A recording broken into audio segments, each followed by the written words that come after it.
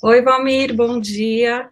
Muito obrigada aí pela sua presença. A gente está muito feliz de receber você, né, como um dos criadores, fundadores do OIA, o Instituto Ambiental. A gente quer saber aprender um pouco mais com você, né, com esse conhecimento dos sistemas biointegrados e também conhecer um pouco mais da história, né, de como que tudo isso foi construído. Então, em primeiro lugar, muito prazer, muito obrigada. Muito prazer, bom dia também, e muito obrigado pelo convite. É um prazer por poder compartilhar dessa experiência do OIA, iniciando lá com a chegada do Braungarten aqui ao Brasil em 1991 para a implantação do primeiro biossistema em Silva Jardim. Então é um prazer poder falar com vocês. Legal. Ô, Valmir, acho que a gente podia começar contando um pouco, acho que um pouco da história do OIA, mas também pode contar um pouco da sua história, né? Quem é você, o que te levou para tudo isso, né? E aí talvez contar um pouquinho como que tudo isso aconteceu.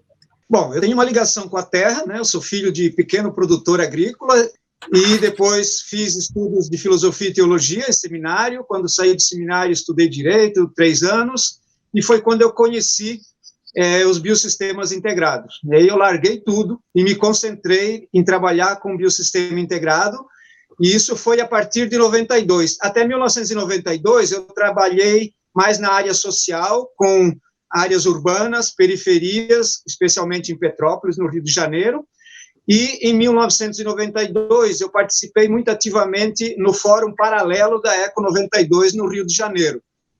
E aí foi um divisor de águas. Então eu me enveredei muito mais para o lado ambiental e coincidiu com a chegada do Instituto Ambiental de Hamburgo, o RUI, no Brasil. Eles tinham implantado a estação em Silva Jardim e tinha sido visitada pelos cientistas da Eco 92 em Silva Jardim, e eles então nos encontraram e propuseram em 93 que a gente fizesse uma parceria com eles.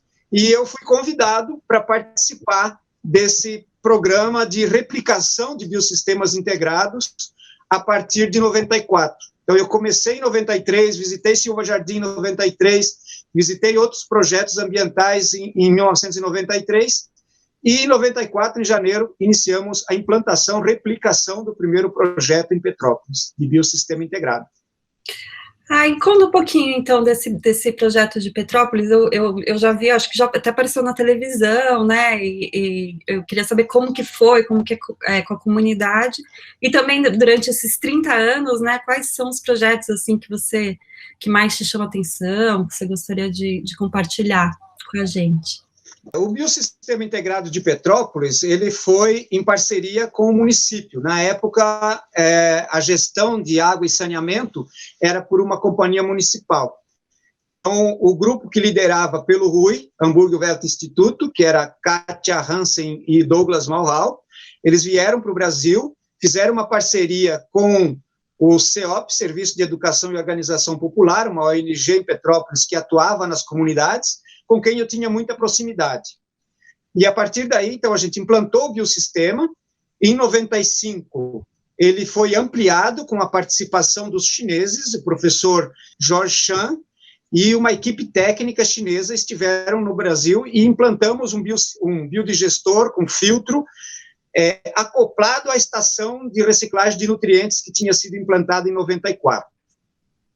A partir daí começou um processo de análise de tudo que estava sendo feito ali, se analisava a água, o biossólido, o lodo, planta, os vegetais de alimentação, os peixes que estavam na estação, e com isso começou a haver uma mobilização maior, tanto de órgãos técnicos, de outras prefeituras que vinham visitar, secretários de Estado, de meio ambiente que visitavam, e então foi uma história de muita gente se interessava, e aí a gente se perdeu um pouco, porque a gente ficava apresentando o projeto para muita gente, e com isso ficava um pouco diluído, e não chegava ao fim de realmente fazer replicações e implantar, e a gente começou a funilar isso, né, para criar critérios, para que quem nos demandasse, a gente observasse anteriormente se havia interesse realmente, ou se era só uma coisa propagandística, de ir lá fazer reunião no município, mobilizar a comunidade,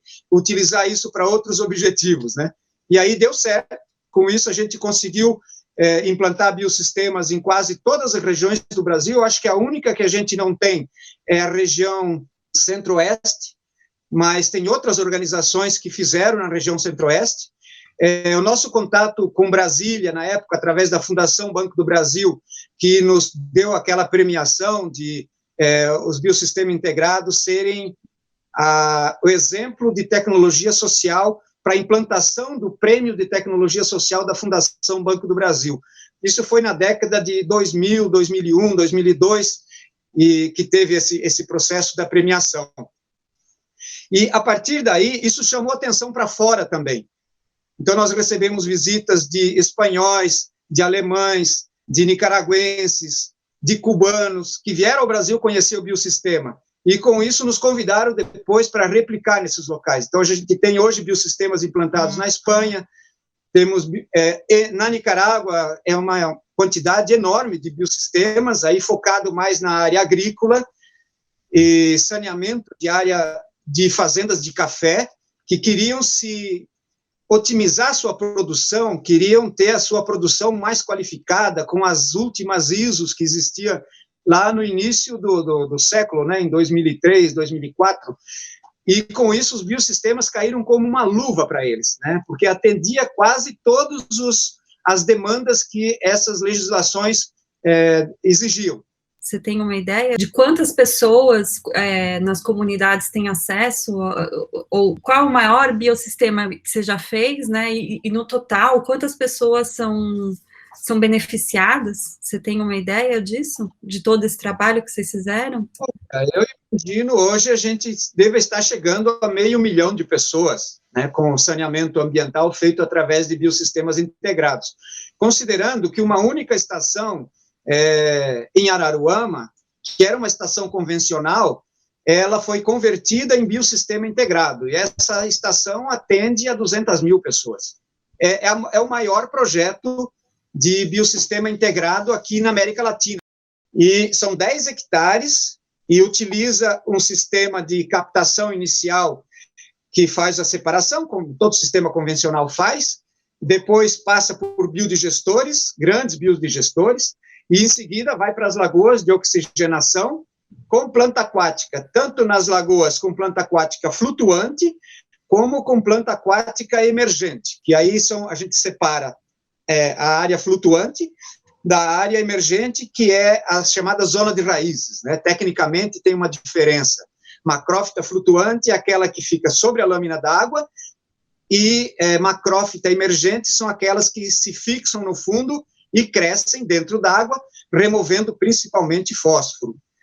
E muito interessante essa estação, porque eles fizeram o ciclo completo, isso depois que eu já tinha saído, já estava no exterior, mas eles conseguiram fazer convênios, primeiro com a Associação de Artesãos Locais, que começaram a produzir artesanatos a partir da sombrinha chinesa, que é uma planta ornamental, se usa como planta ornamental no Brasil, que tem uma haste muito rígida, muito fibrosa, e só que eles não davam conta de usar, porque são umas 6 hectares de cultivo, né? São em 3 áreas, e cada área funciona durante 15 dias, a planta cresce rapidamente, é podada, inicialmente era uma poda selecionada, só das maduras, mas depois se entendeu que era melhor fazer uma poda drástica, porque o crescimento rápido e homogêneo das plantas remove mais fósforo da água do que se ficasse somente com a planta adulta. É normal, depois que a planta já é adulta, ela remove menos, né? Por isso que tem toda essa questão de que as florestas de pé não contribuem tanto, que tem que, especialmente quem gosta de derrubar a floresta, usa muito esse argumento.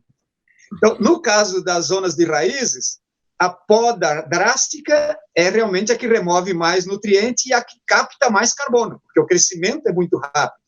Então, se faz isso a cada 15 dias, numa das áreas das zonas de raízes. Isso está sendo feito através do convênio com uma outra empresa, que faz compostagem desse material e utiliza no cultivo de florestas, né, de floresta plantada, para madeira, né, madeira comercial. Eles, na última repórter que eu vi deles, eles estavam colhendo 288 toneladas mês e depois de convertido em composto, está produzindo 80 toneladas mês. Então, 80 toneladas de composto orgânico depois de processado. E aí todo mecanizado, né? Então, esse é o projeto de maior volume no Brasil. Aí os outros são projetos menores. Então, em Petrópolis tem hoje entre 15 e 20 projetos implantados, porque depois que a Companhia de Água e Saneamento de Petrópolis incorporou o projeto, ela passou a replicar novos projetos em outras comunidades. E aí ela replica em comunidades de 2.000, 3.000 famílias, que são comunidades afastadas, entre as montanhas, lá em Petrópolis, que tornaria muito caro para transportar o esgoto para um sistema centralizado de tratamento. No início, eles eram contra o nosso projeto, nos viam como competidores, mesmo que pequeno, mas como competidores. Depois houve um debate, uma ocasião, e várias organizações presentes, e a Companhia de Água estava presente também. Depois deles verem a apresentação, o presidente da companhia disse, puxa, a gente estava buscando na França, na Alemanha, soluções, e vocês estão com soluções aqui. Então, a gente vai conhecer de perto e vamos fazer a parceria. E aí foi. Aí a gente transferiu o know-how para eles. Essa transferência de know-how sempre é uma questão um pouco questionada, né? Porque tem muitas pessoas que não aceitam a transferência, porque acham que isso acaba indo só para um lado comercial. Eu sempre vi por outro ângulo, né, que esse know-how é um know-how que tem muito a ver com a natureza, né, é evidente que tem um know-how, tem um conhecimento nisso, mas esse conhecimento, qualquer pessoa que observe a natureza no dia a dia e que esteja buscando melhorar a qualidade do solo, a qualidade do cultivo, a qualidade ambiental, a qualidade de vida delas mesmas, ela vai aprender. Não depende de uma tecnologia que você só consegue acumular tecnicamente dentro das universidades, dentro do centro de pesquisa. Não, uma pessoa muito... E assim, eu consigo ouvir das pessoas, quando visito o sistema, elas olham, vê aquilo tudo funcionando e dizem, puxa, mas que perfeito, limpa a água, pode reutilizar toda a água outra vez, recicla nutriente, volta a produzir alimento, serve para a gente, e aí devolve de novo a excreta, né, o nosso resíduo, para o sistema de saneamento biodigestor, e esse ciclo continua funcionando para sempre. E quanto mais coisas a gente incorpora nesses ciclos, melhora a produção, melhora a qualidade do solo. Isso eu ouço isso de pessoas muito simples, que têm nem o segundo grau, que têm o primeiro grau incompleto, que consegue captar essa abstração, olhando para o sistema. Então, e isso quando a gente olha para a natureza, isso está presente na natureza, em qualquer coisa na natureza. Tanto o lado que destrói, quanto esse lado que ajuda a recriar outra vez, a melhorar o sistema como um todo.